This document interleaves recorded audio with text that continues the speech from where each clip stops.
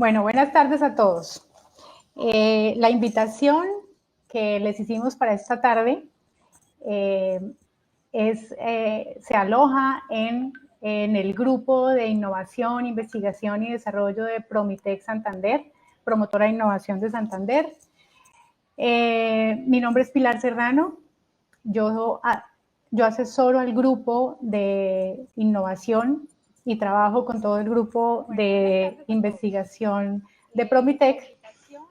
Y lo que hoy queremos hablar es justamente lo que nosotros hemos venido estudiando en la nutrición animal, pero que tiene un efecto directo sobre la nutrición humana y que cobra mucha importancia ahora que estamos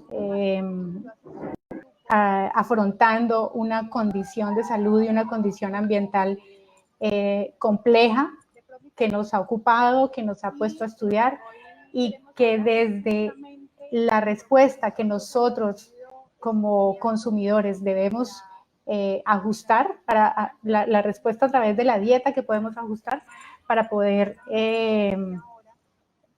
hacer frente a esta condición. Voy a pedir ayuda al grupo técnico porque me estoy oyendo a mí misma retrasada. Y que desde la respuesta que nosotros como consumidores debemos ajustar para la respuesta de la dieta que podemos ajustar para poder Lili, para que no te escuches, quieres ponle entonces silencio simplemente, y con eso tú sigues hablando, y si no llega a parar en algún momento, yo te aviso. Silencio. Le pones, bájale el volumen, pues. Es el audio. Ah, sí, ok. Listo. Listo, perfecto. Bueno.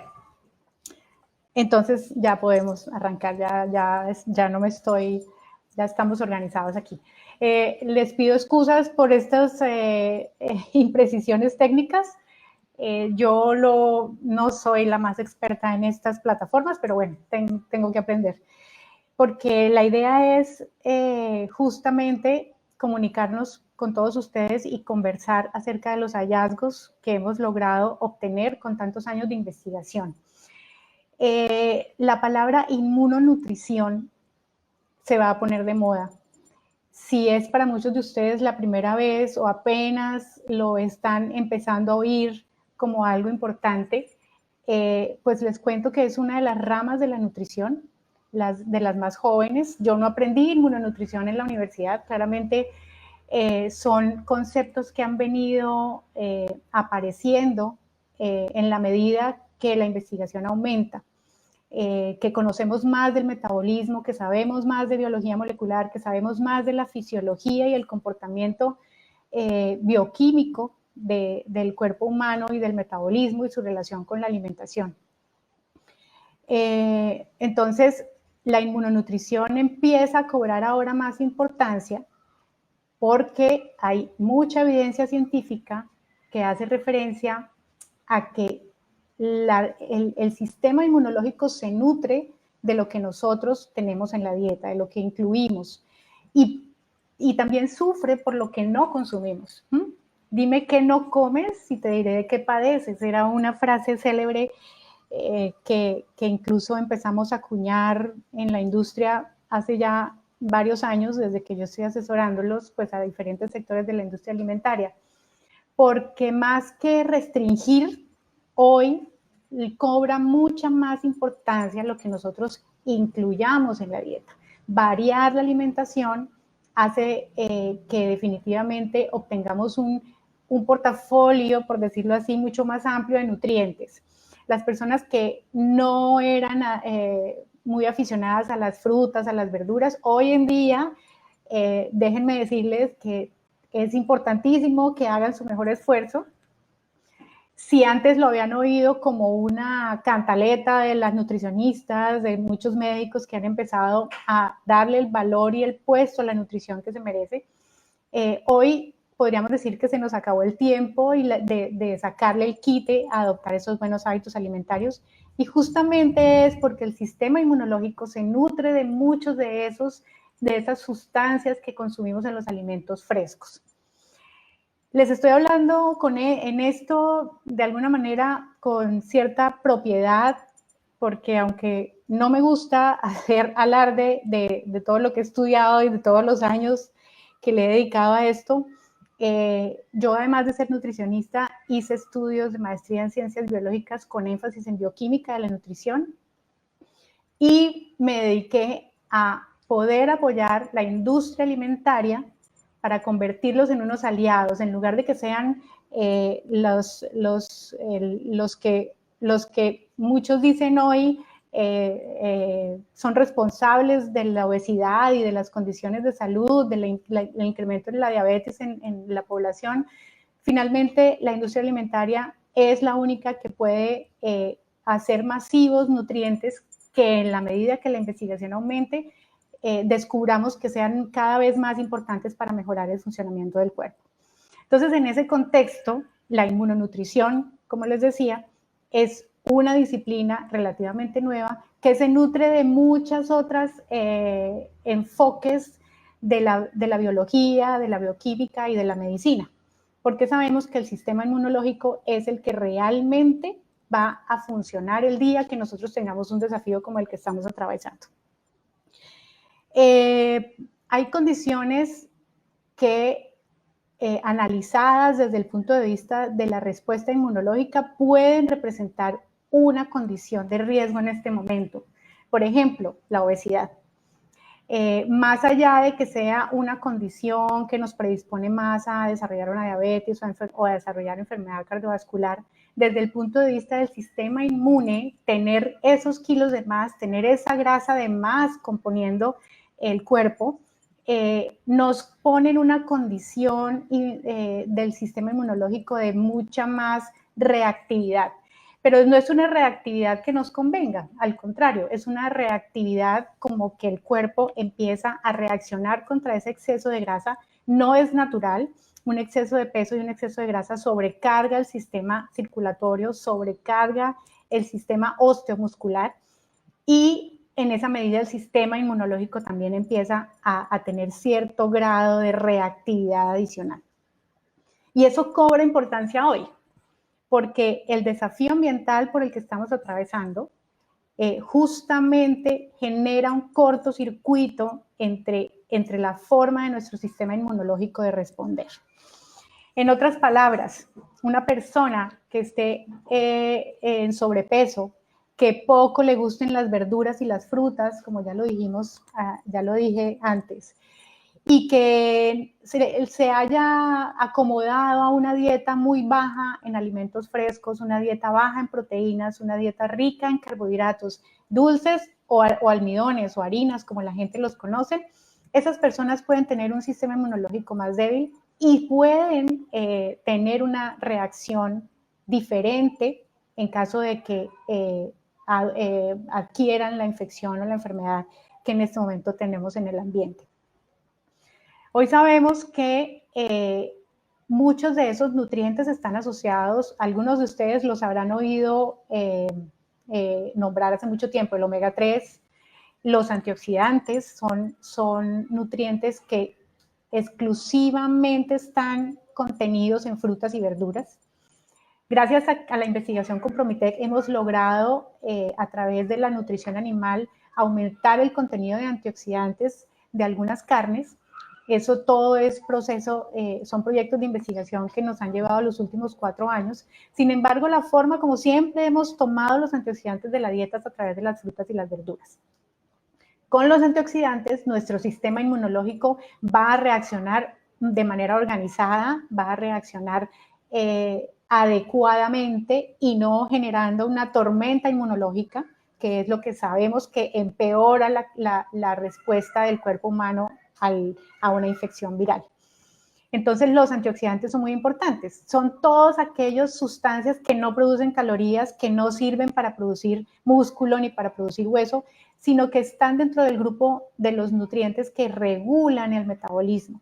Y en ese sentido se convierten en nutrientes esenciales para el sistema inmunológico, que es en condiciones de enfermedad o en condiciones de infección, es casi que el nutriente que más contribuye a que haya una respuesta inmunológica regulada, estable y efectiva. Después de que reaccionan esas células llamadas células centinelas que están en la mayor parte del cuerpo humano, sobre todo en las mucosas son aquellas partes donde entra en contacto el aire, donde entra en contacto los alimentos, donde estamos en contacto con esos factores ambientales. La mucosa gastrointestinal, la mucosa del tracto respiratorio y la piel son las zonas donde encontramos esas células centinelas que son la primera línea de defensa del cuerpo humano.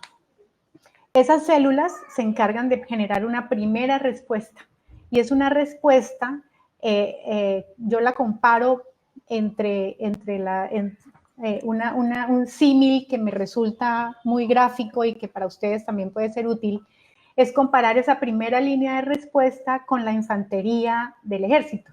Primero, ellos son los primeros en avanzar, son los que van adelante, son los que pueden alertar ante la presencia de un factor desconocido, de un factor posiblemente agresor, y reaccionan, hacen una primera reacción. Dentro de esa primera reacción, hay algunas de esas células centinelas viajan por nuestro sistema y van a activar una segunda respuesta inmune, que vendría a ser la respuesta de segunda línea, cualquiera otra de las armas en un ejército, la que sea que está en orden de respuesta. Esa información que se transmiten, que son básicamente señales bioquímicas, todo en el cuerpo humano es bioquímica y es transmisión de señales químicas y que generan una reacción en cadena entre diferentes tejidos y entre diferentes tipos de células. Cuando llegan a la segunda línea de respuesta del sistema es cuando hay una respuesta organizada y una respuesta mucho más acertada y selectiva frente a ese factor agresor. En ese nivel de respuesta cobran mucha importancia las proteínas. Ahí ya todos estamos en un nivel de conocimiento en que hemos oído hablar de las proteínas desde siempre. Que son muy importantes, que las proteínas para los que están creciendo, las proteínas para las mujeres embarazadas que están formando un nuevo ser, las proteínas para los deportistas que forman músculo en la medida que hacen más actividad física, etc. ¿Se acuerdan que les hablé de la condición de sobrepeso y obesidad como una condición que hace que el sistema inmunológico, en este caso el de primera línea, esté como muy reactivo, como muy estresado de alguna manera? Pues esa condición de sobrepeso está asociada a un bajo consumo de proteínas, a un desbalance, porque las proteínas generalmente son el nutriente más costoso dentro de la canasta familiar y porque hay cierta tendencia a decir que las proteínas de origen vegetal son mejores, que hay que comer más granos que carnes o que huevo o que cerdo o que lácteos. Han aparecido últimamente una cantidad de sustitutos de los alimentos de origen animal. Pero esos alimentos sustitutos de la proteína de origen animal, que es la ideal, la perfecta, la que nuestro sistema aprovecha mejor, generalmente arrastran más calorías. Entonces, no es una sustitución tan fácil de lograr si no hay una asesoría nutricional de por medio. Entonces, las proteínas pueden ser de origen animal o pueden ser de origen vegetal. Si son de origen vegetal, son mucho menos eficientes, funcionan, también aportan componentes como los aminoácidos, que son la base estructural para reparar muchos tejidos y para la producción de células de recambio rápido. Sin embargo, la proteína animal es, por decir de alguna manera, gasolina extra versus una gasolina corriente, que es la que obtendríamos proteína de origen vegetal. Menos eficiencia, menos especificidad, menos velocidad de respuesta en el caso del sistema inmunológico cuando yo solo tengo proteínas de origen vegetal en mi dieta. Ahora, no estoy queriendo decir con esto que tenemos que tener un consumo desmedido de proteínas de origen animal porque así voy a tener más anticuerpos. No, el sistema no funciona así. Cualquier exceso se elimina. Cualquier exceso puede terminar produciendo un efecto colateral no tan benéfico, cambia ese beneficio que se logra con una porción justa y ajustada al metabolismo, ese ajuste no es tan específico. Con que yo me coma 3 porciones en el día, una porción de proteína al desayuno, una porción de proteína al almuerzo y una porción de proteína a la comida, estoy cubriendo mi necesidad básica de proteínas. Entre comidas, depende de la condición de cada uno, pero la condición básica es incluir una porción de proteína en cada una de las 3 grandes comidas del día. Con esa cantidad, el sistema inmune recibe una dosis de aminoácidos proporcional a la cantidad que necesita para empezar a montar esa respuesta de segunda línea. Mientras el sistema inmune de segunda línea está montando una respuesta basada en proteínas, sigue la primera línea de defensa, las células centinelas que están en las mucosas que ya les hablé, siguen reaccionando y siguen defendiendo su línea de acción a punta de antioxidantes. Los primeros nutrientes que usan o que se gastan, los que se gastan más rápido dentro de una respuesta inmunológica, son los antioxidantes, que son los que gastan la primera línea. Y las proteínas vienen en la segunda línea, es una respuesta retardada, es una respuesta más eficiente, es una respuesta más específica frente al desafío, frente al reto, frente a la agresión que ya alertaron las células de primera línea. Esto que les estoy diciendo, si aquí dentro de la audiencia hay personas muy técnicas, muy expertas que han estudiado esto, pues como en la misma intensidad con la que yo lo he estudiado, pueden sentir que estoy dando una explicación un poco facilista. Esto que les estoy resumiendo es una condición muy compleja que nos puede llevar varios días de trabajo de nuestro sistema inmunológico. Es lo que uno siente en los primeros días cuando empieza la reacción y cuando se empieza a generar una respuesta inmune, cuando ya hay una agresión dentro del cuerpo. Y necesariamente va esa primera línea de respuesta y esos primeros días de respuesta inmunológica se nutre primero que todo de lo que nosotros hayamos acumulado con nuestra dieta en los últimos años. Lo digo cada vez que puedo en diferentes ámbitos. No existen alimentos que mejoren las defensas. Las defensas mejoran en la medida que yo tenga buena salud y que yo haya hecho un cambio de mis hábitos alimentarios de manera eficiente, consciente y con un objetivo. Miren que aquí ya estar en cuarentena y estar en sobrepeso, y como mucha gente ha empezado a publicar en sus redes, llevo 1 kilo, llevo 2 kilos, llevo 4 kilos de sobrepeso durante la cuarentena, es todo lo contrario a lo que deberíamos estar haciendo. Si alguien durante la cuarentena baja peso porque ayuda a tener un peso más saludable para una respuesta inflamatoria más específica, para una respuesta inmunológica más específica, lo está haciendo bien. Pero si nosotros estamos en cuarentena, nada más que esperando a ver a qué horas nos sueltan, y eso implica ir a la nevera más veces al día. Con alguien hablaba en estos días que empieza a llamarle la atención a este adulto, comerse la comida de la lonchera de los niños, lo estamos haciendo mal. O en otras palabras, no estamos haciendo lo que nuestro sistema necesita para que una vez nos abran las puertas y podamos empezar a salir selectivamente, inteligentemente, a recuperar nuestras actividades, estemos preparados de una mejor manera. Como les digo, no hay una relación causa-efecto en que yo coma más proteína y tenga más defensas, no. Necesariamente eso tiene que ver con que la maquinaria esté funcionando en condiciones ideales. Disminuir el consumo de carbohidratos, sí, es muy benéfico definitivamente, porque estamos activando otras vías metabólicas. Adicionalmente, el órgano más recientemente descubierto entre la fisiología nutricional se llama microbioma. Yo lo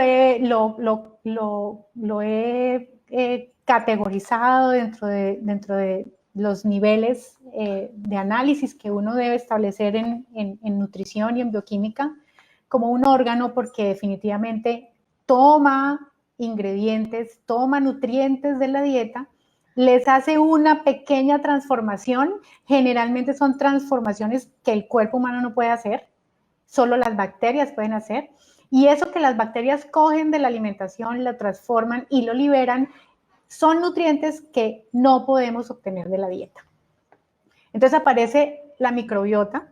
La microbiota se compone de bacterias probióticas, que muchos de ustedes las deben haber oído, pero digamos que hasta ahora las habíamos oído como algo interesante, como que algo nuevo, como que si hay ciertos alimentos que dicen que tienen probióticos y que los probióticos parece que son importantes, pues hoy en día los probióticos deben ser una obsesión para nosotros los consumidores.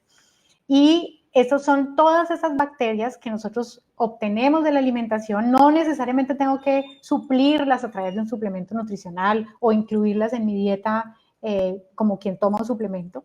Todos tenemos, mal que bien, una microbiota buena, mala, balanceada o desbalanceada, y eso se evidencia en la salud intestinal. Entonces, este nuevo órgano, tampoco nos enseñaron nada de nutrición, nada en la carrera de nutrición cuando yo estudié, tampoco nos hablaron de este órgano. Esto es digamos que una categorización muy reciente para algo con lo que tenemos una relación simbiótica, como decimos en términos biológicos, una relación de gana-gana. Tenemos unas bacterias, que hay bacterias buenas, que hay bacterias patógenas que todos tenemos en el intestino, entre ellas se controlan y dependiendo de lo que yo coma, proliferan las benéficas o proliferan las patógenas, y eso se traduce en algún tipo de malestar gastrointestinal, de mala digestión, de distensión después de comer. Hay gente que dice, yo almuerzo y me siento tan inflada que me toca o soltarme el pantalón, o bueno, es una condición de mucho malestar justo después de haber comido. Eso es una indicación de un desbalance de la microbiota intestinal. Cuando nosotros empezamos a ver qué se reporta en la evidencia científica como esos factores que contribuyen a mejorar ese balance de la microbiota intestinal, encontramos que un exceso de carbohidratos, sobre todo de carbohidratos simples, de almidones y de carbohidratos refinados a los que se les ha sacado el contenido de fibra, un bajo consumo de frutas y verduras, en algunos casos puede haber una relación con un exceso, con un consumo de proteínas excesivo. En esto pueden caer mucho las personas que hacen dietas cetogénicas extremas o los deportistas que comen grandes cantidades de proteína para producir más músculo. Todo eso, todos los excesos de cualquiera de esos nutrientes, de esos alimentos, perdón, puede redundar en una mala digestión. Cuando uno tiene mala digestión, no es algo menor, no es una condición a subestimar o a corregir con algún antiácido o a corregir con algún otro medicamento para la flatulencia, etc. Es un indicador de que su sistema gastrointestinal está teniendo problemas para una adecuada digestión. Si no hay una buena digestión, hay una proliferación de bacterias patógenas y todo eso repercute en las señales que esa primera línea de defensa, esas células centinelas que están en el intestino, mandan al resto del cuerpo, y las señales que le están mandando constantemente a las células, a los encargados de la segunda línea de respuesta, que son la respuesta a través de anticuerpos. Y por eso, si yo tengo una buena digestión, seguramente estoy teniendo una condición de respuesta de respuesta inmunológica buena. Si yo tengo muy mala digestión, si tengo muchos problemas para tolerar ciertos alimentos, he eliminado de mi dieta una cantidad de cosas porque me hacen daño, porque eso me da acidez, porque eso me da flatulencia, porque eso no me deja dormir, por muchas he oído en mi práctica clínica, he oído varios comentarios al respecto. Todo eso son condiciones que me hacen de entrada predecir una respuesta inmune alterada. ¿Por qué? Porque esas bacterias probióticas, entre muchos otros componentes que tiene la microbiota. No solo estamos hablando de bacterias, estamos hablando de fibras. La fibra, más allá de mover el estómago, contribuye a tener una microbiota estable y contribuye a alimentar las bacterias benéficas. Yo no solo tengo que consumir bacterias, sino que además tengo que alimentarlas y conservarlas, y eso se logra a través de las fibras de los alimentos completos, de los cereales completos, de los cereales integrales, de las frutas y las verduras enteras, bien manipuladas, bien desinfectadas, no tienen ningún problema. Es más, si yo tengo una buena microbiota, casi que una verdura que no esté muy bien lavada, pues tampoco me hace mucho daño, porque esa primera línea de defensa en el intestino está reforzada por todos los componentes de la microbiota. Entonces, retomando, les he hablado de 3 elementos importantes. Primero, el estado metabólico, la respuesta, la inmunonutrición, es un resultante de la relación codependiente entre la dieta, el metabolismo y mi sistema inmunológico. Cuando un bebé empieza a comer alimentos diferentes a la leche materna, los principales agresores son los alimentos. Por eso hay tanto énfasis en ese proceso de ablactación, como decimos los nutricionistas, en ese proceso de introducción de los alimentos desde la leche materna. Es todo un proceso, porque son los primeros alergenos, son las primeras sustancias que desencadenan una respuesta inmune en el intestino de una persona que adulta va a tener exactamente la misma capacidad de reacción a esos alimentos que se introdujeron en una primera etapa de la vida. Entonces, la inmunonutrición está íntimamente relacionada, o la capacidad del cuerpo de defenderse está íntimamente ligada al contenido de mi dieta, y adicionalmente a la composición de la microbiota intestinal. He hablado de el sobrepeso y la obesidad como un indicador de que hay desequilibrio metabólico. Está descrito científicamente que hay alteración en la microbiota de personas con tendencia al sobrepeso. Tienen una microbiota muy particular, pero es una microbiota con tendencia a un aumento en las bacterias que le hacen daño, en las bacterias patógenas. He hablado de que en diabetes, en enfermedad cardiovascular, en dislipidemia, hay condiciones de microbiota que se han podido describir que generan una producción de metabolitos entre benéficos y patógenos, o no tan benéficos o tóxicos incluso, que puede estar relacionado con esa capacidad, esa mejora que nosotros podamos hacer de la microbiota. ¿Cuáles son los consejos prácticos? Porque si bien esto está... me he esmerado porque los conceptos que les pueda transmitir sean claros en esta interrelación tan compleja. Más allá de que tengamos una buena microbiota, un peso adecuado y un alto consumo de frutas y verduras como fuente de antioxidantes en la dieta, es importante saber que ante el desafío ambiental, que hemos estudiado mucho del COVID-19, estamos a la espera y todo el tiempo en función de qué otra cosa se reporta dentro de las comunidades científicas por la complejidad de la afección del sistema inmunológico. Los consejos prácticos derivados de poder entender esta relación entre lo que como, la salud intestinal y mi respuesta inmune, es tener en cuenta condiciones puntuales como la siguiente. Primero, consumir alimentos que nutran más que nos generen saciedad. En unos estudios de consumidor que también se han adelantado desde Promitec, con Promitec tenemos la gran ventaja de que tenemos una visión de la nutrición y de la alimentación muy amplia, y sabemos que lo que se haga desde una granja o se haga con un animal termina generando un efecto o una calidad diferente en ese alimento que se produce en las granjas. Entonces, dentro de esa mirada amplia, estamos vigilando muchos momentos dentro de la cadena alimentaria en donde sabemos que pueden impactar el hecho de que el alimento tenga más antioxidantes, que sea una proteína con el menor número de tóxicos posibles que pueden generarse dentro del proceso de producción, y en ese orden impactar la salud del consumidor. Entonces les decía, hemos visto por algunos estudios de consumo que la gente ha empezado a comprar más frutas y verduras. Interesante la posición, pero también puede estar disminuyendo el consumo o la compra de alimentos proteicos de origen animal, que son los más eficientes, como les dije ya, para montar una respuesta inmunológica eficiente y efectiva. Entonces, la primera recomendación es, por favor, mínimo 3 porciones de proteína de origen animal en el día. Huevo al desayuno.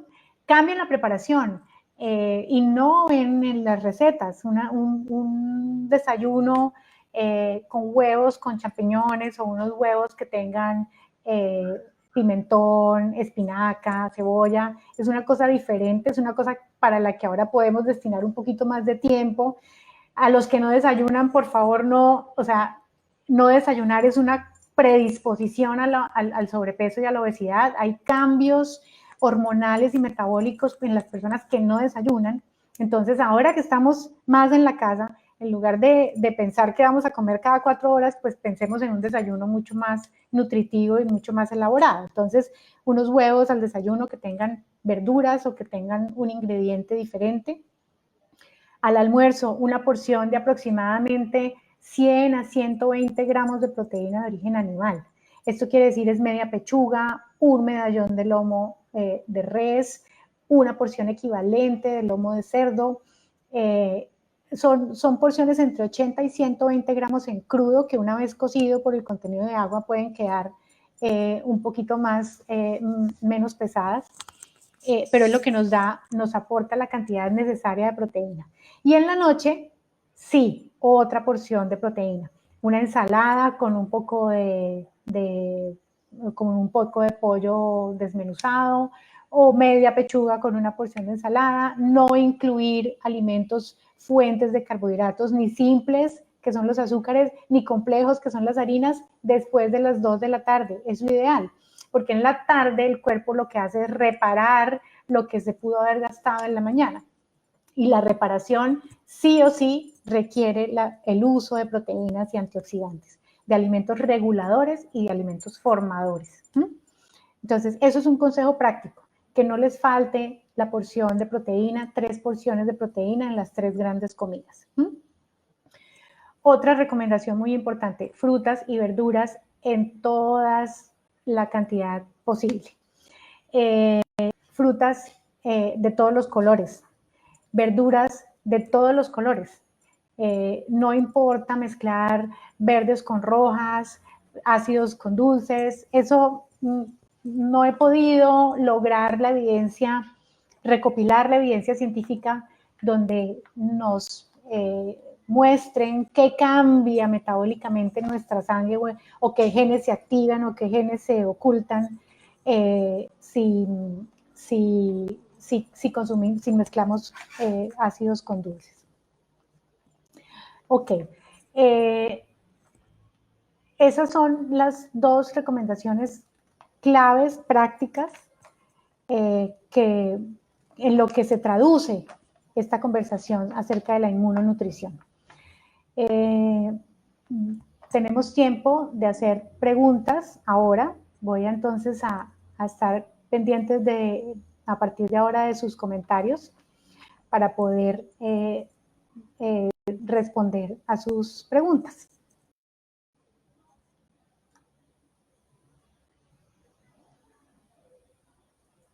No estoy viendo.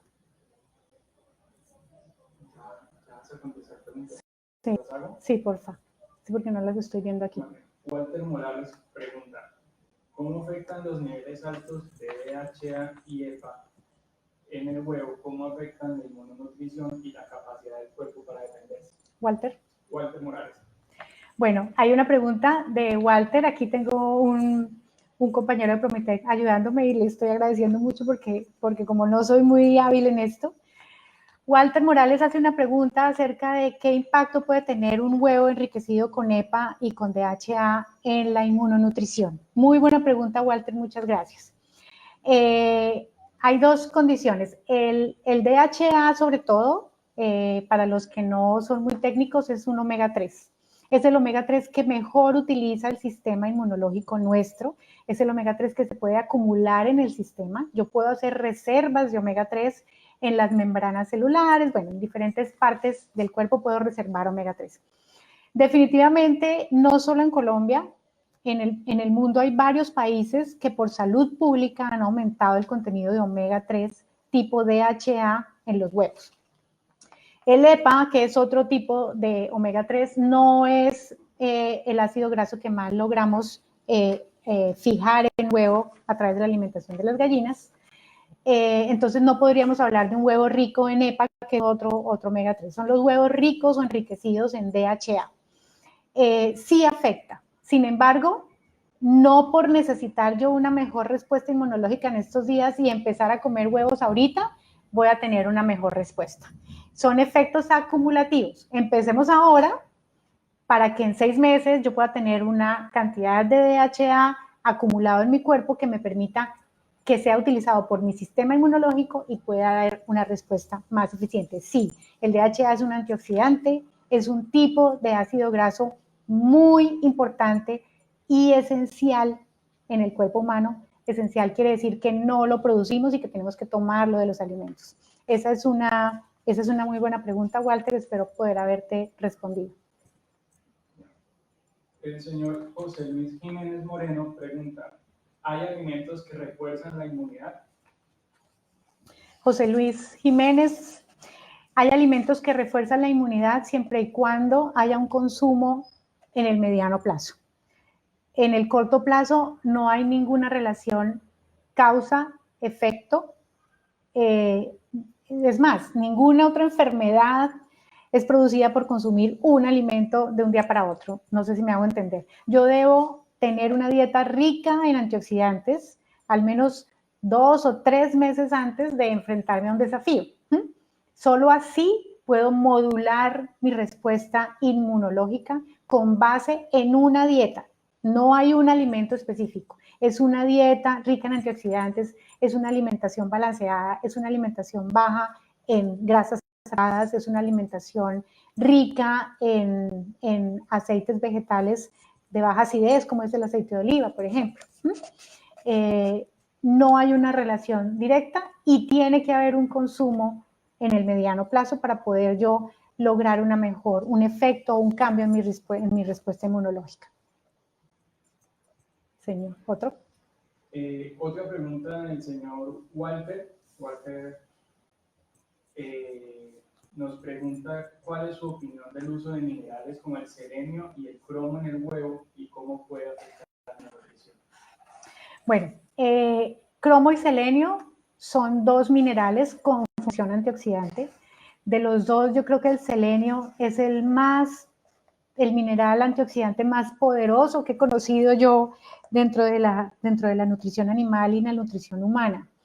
Sin embargo, la función de un antioxidante tipo mineral, como es el caso del selenio, o de un antioxidante tipo fitobiótico, que son todos los antioxidantes que obtenemos de las plantas aromáticas, todos los polifenoles, los taninos, los extractos de las plantas que se sabe que tienen además una capacidad antiviral de controlar los virus, son diferentes tipos de acción, todos antioxidantes, porque es que cuando uno habla de antioxidación, que no es más que un sinónimo de antienvejecimiento, yo me envejezco más porque me oxido más rápido. Entonces, los antioxidantes demoran el envejecimiento. Cuando yo tengo que responder inmunológicamente a un desafío, me envejezco más rápido porque me estoy consumiendo todos los antioxidantes. No sé si esa comparación es clara ahorita. Entonces, sí, aumentar el contenido de selenio de manera natural en un huevo en una carne de pollo o en una carne de cerdo, sí redunda y sí contribuye en mejorar el aporte de antioxidantes a la dieta en general. Sí es un mecanismo, sí es una fuente, pero como les digo, entrando en el detalle técnico de si es un omega 3, que es un antioxidante, que si es un fitobiótico, que también es un antioxidante, o si es un selenio, que es otro mineral antioxidante, pues necesitamos de todos para poder generar una respuesta en diferentes órganos, además. ¿Otra pregunta? La señora Lisbeth Joana nos pregunta, Pilar, tiempos de cocción de verduras para evitar las vitaminas. Bueno, muy buena pregunta.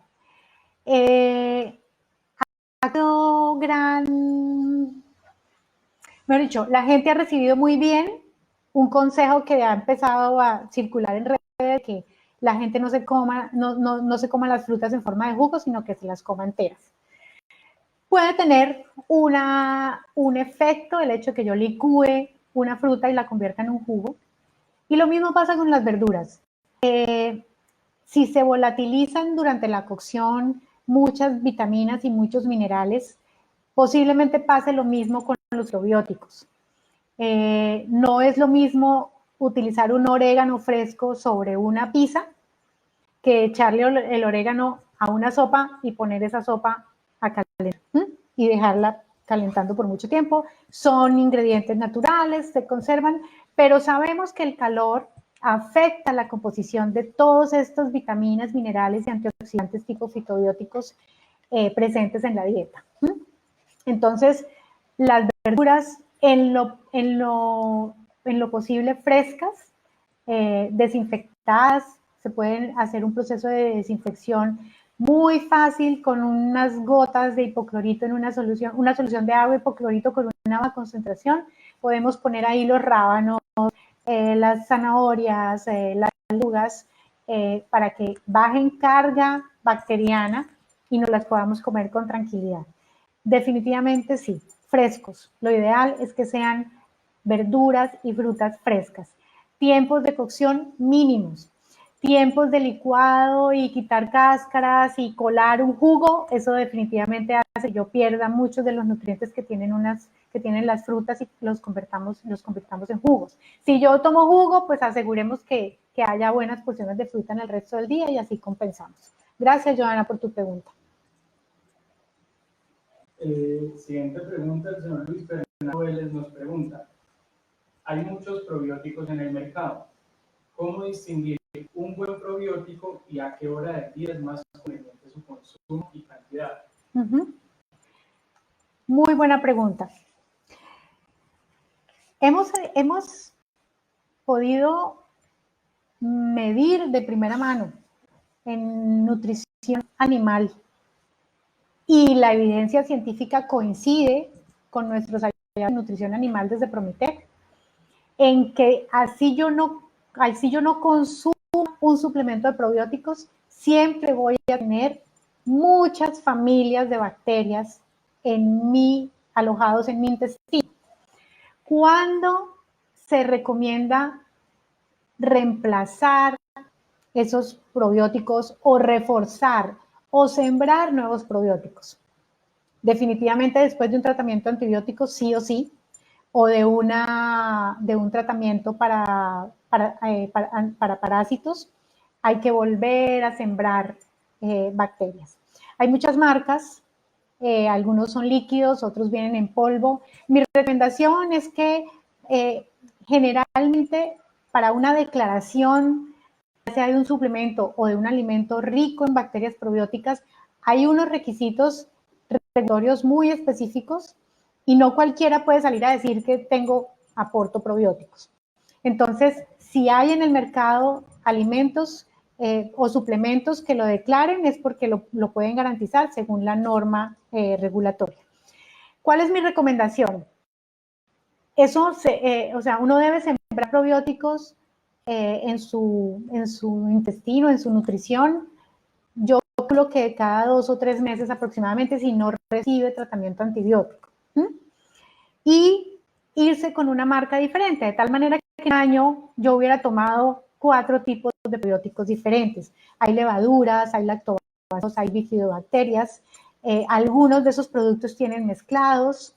Hay alimentos, los yogures en general, los yogures mucho más, no los yogures que son como bebidas lácteas, sino los yogures más densos, los yogures cuchareables, los yogures que declaran algo de probióticos en su etiqueta, tienen otro tipo de bacterias. Entonces, uno no siempre tiene que pensar en un suplemento farmacéutico como fuente de probióticos, porque pues, hay alimentos también los aportan.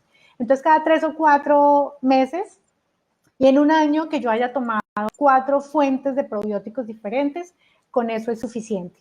Ahora, repito, si hay necesidad de un tratamiento antibiótico, de los antibióticos, hay que sembrar nuevamente microbiota intestinal a través de un suplemento o de una dieta rica en alimentos que aporten probióticos. Y seguimos con las preguntas, hay varias preguntas. El caballero Steven Rodríguez nos pregunta, doctor, ¿para niños hay algún límite diario en las porciones de huevo? Bueno, los niños son los más beneficiados de comer huevo. Yo he tenido momentos de mi consulta en que si el niño no consume la cantidad de carnes que debería, se puede comer hasta 3 huevos. Un huevo al desayuno, un huevo al almuerzo, un huevo a la comida, porque es muy frecuente que el niño le guste el huevo, pero no le guste la carne o no le guste el pollo. Es muy frecuente, en mi consulta lo viví en varias oportunidades. Un límite máximo basado en que el niño pueda desarrollar una anemia, o un límite máximo en querer generar una sobrecarga proteica a partir de huevo, no es el caso específico de la proteína de huevo. ¿Qué pasa con la proteína de huevo a diferencia de las proteínas de las carnes? Y es que de un huevo yo aprovecho casi el 100% de la proteína por la cantidad de aminoácidos esenciales que tiene. Cuando yo como frijoles tengo una cantidad de aminoácidos ramificados que no son los que más necesita el cuerpo, entonces puedo generar una acumulación de aminoácidos no útiles y se me acumulan y se me pueden aumentar ciertos parámetros metabólicos. Eso no pasa con el huevo. ¿Cuándo probé yo eso? Hace muchos años trabajando en una unidad renal, en donde la predisposición a hacer acumulación de residuos de nitrógeno asociados al consumo de proteína es una condición permanente por lo que el riñón no funciona. Si el paciente se comía 3 huevos al día porque le hacía rechazo a cualquier tipo de carne, en esas condiciones no aumentaban los desechos nitrogenados. Eso coincide con lo que les acabo de decir de las bondades de la proteína del huevo, que es una proteína patrón, que tiene un puntaje de 120 sobre 100 en términos de calidad de aminoácidos y cantidad de aminoácidos esenciales. Entonces podríamos no tener un tope máximo, los niños, a menos de que haya una condición genética específica, no hacen hipercolesterolemia. Una hipercolesterolemia en un niño puede estar más asociado a un exceso de consumo de carbohidratos y de dulces más que de fuentes de colesterol. Y si hay una hipercolesterolemia en un niño es una cuestión más genética que alimentaria. Entonces, respecto al huevo y la alimentación infantil, yo creo que con que el niño tolere 3 porciones de huevo a cambio de una porción de huevo y 2 porciones de carne es una buena forma de balancearlo.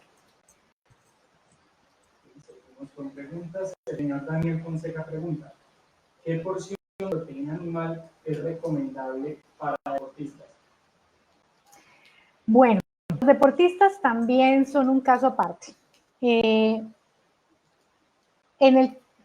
deportes, en este momento justo me di cuenta que me está oyendo una colega experta en deportes, entonces espero responder de acuerdo a las condiciones específicas de los deportistas. Hay tipos de deportes. Hay deportes orientados más a mejorar masa muscular y hay deportes orientados más a mejorar rendimientos y capacidad aeróbica.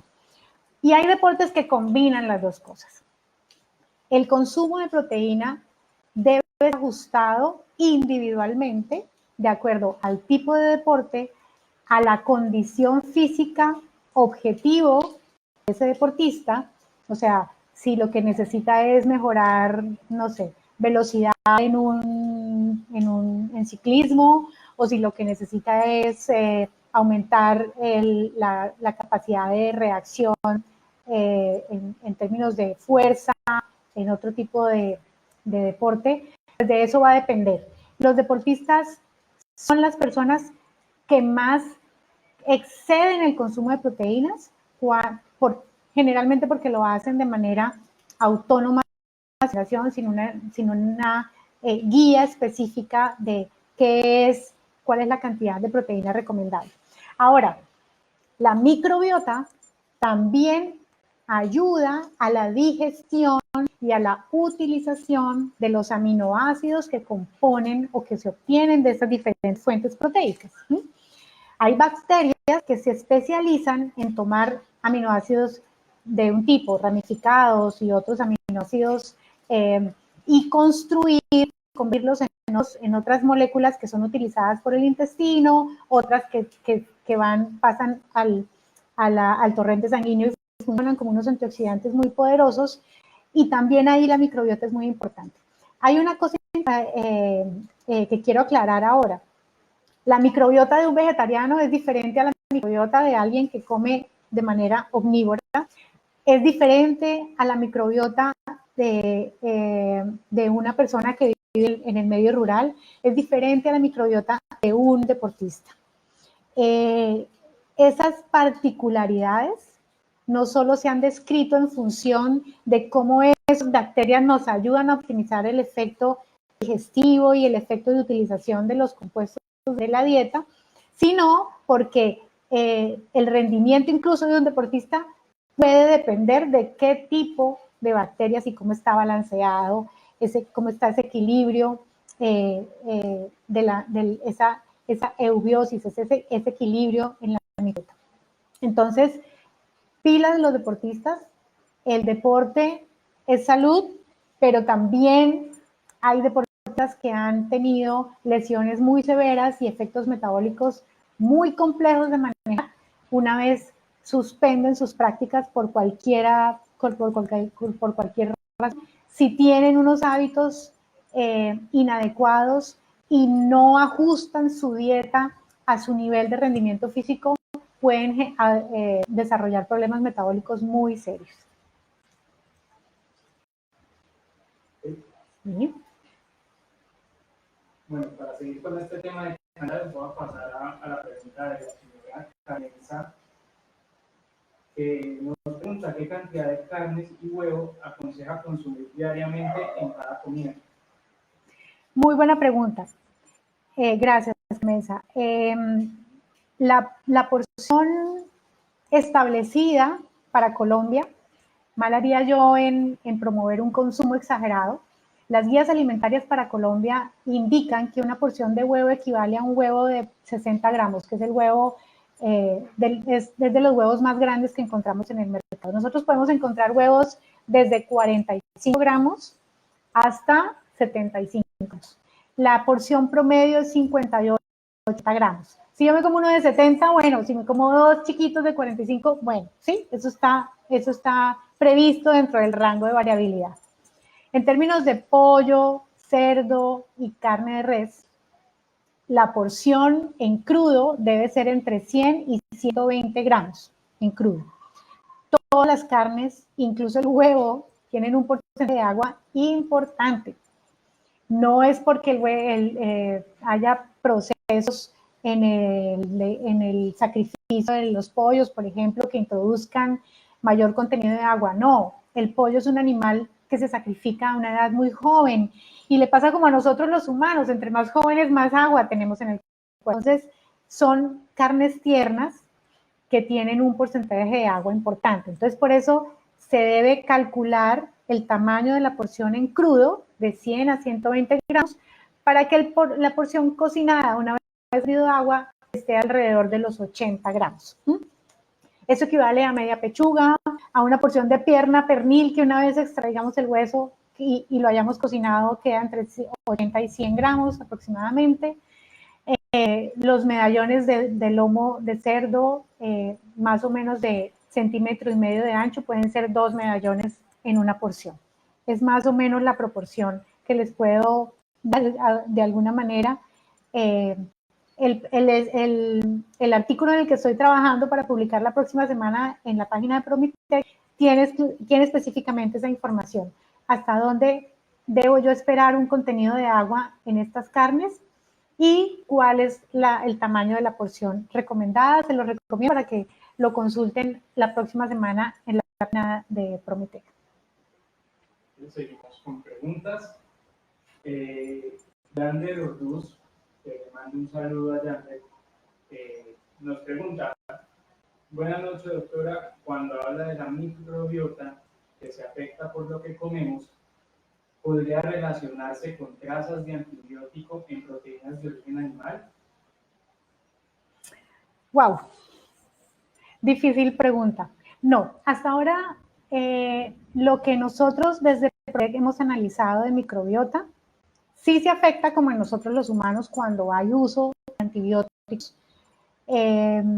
Para que no son tan técnicos y que están en la audiencia, lo que la gente conoce como hormonas en los pollos no es eso es un mito casi que difundido por una persona a la que no hay que darle mucha confiabilidad en nuestro medio por decir cosas que no son. Lo que en realidad ayuda a que un pollo crezca en mejores condiciones y en un tiempo más corto son los antibióticos promotores de crecimiento. ¿Cuál es la función? Bajar carga de bacterias patógenas, que es lo mismo que haríamos, lo que tenemos nosotros. Evitar un colon irritable a un pollito, es un poco la función de esas sustancias. No hay evidencia de que haya trazas de esos antibióticos en la microbiota. Simplemente lo que nosotros vemos es que se expresan más o menos bacterias benéficas cuando se utilizan estos aditivos en la alimentación de los animales, pero no que haya un efecto sobre el consumidor final.